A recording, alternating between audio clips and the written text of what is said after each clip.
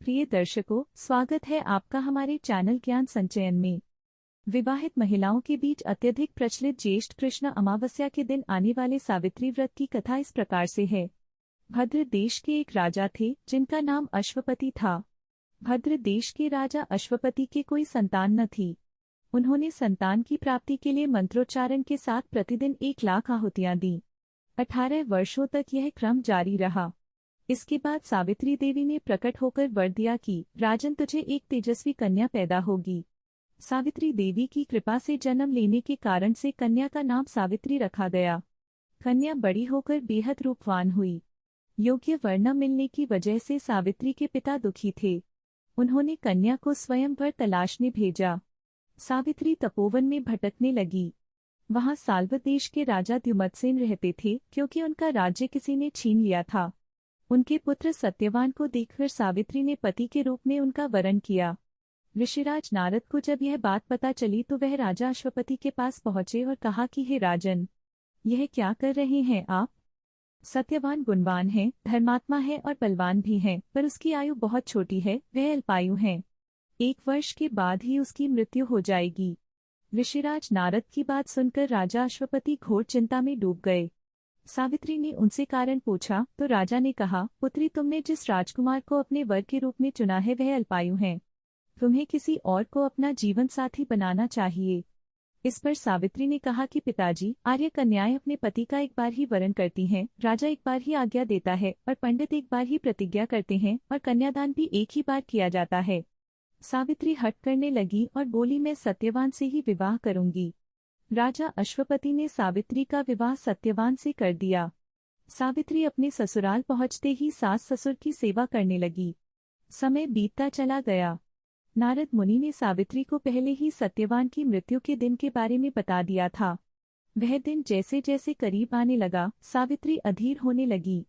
उन्होंने 3 दिन पहले से ही उपवास शुरू कर दिया। नारद मुनि द्वारा कथित निश्चित तिथि पर पितरों का पूजन किया। हर दिन की तरह सत्यवान उस दिन भी लकड़ी काटने जंगल चले गए, साथ में सावित्री भी गईं। जंगल में पहुंचकर सत्यवान लकड़ी काटने के लिए एक पेड़ पर चढ़ गए।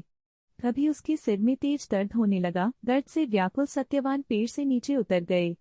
सावित्री अपना भविष्य समझ गईं। सत्यवान के सिर को गोद में रखकर सावित्री सत्यवान का सिर सहलाने लगी।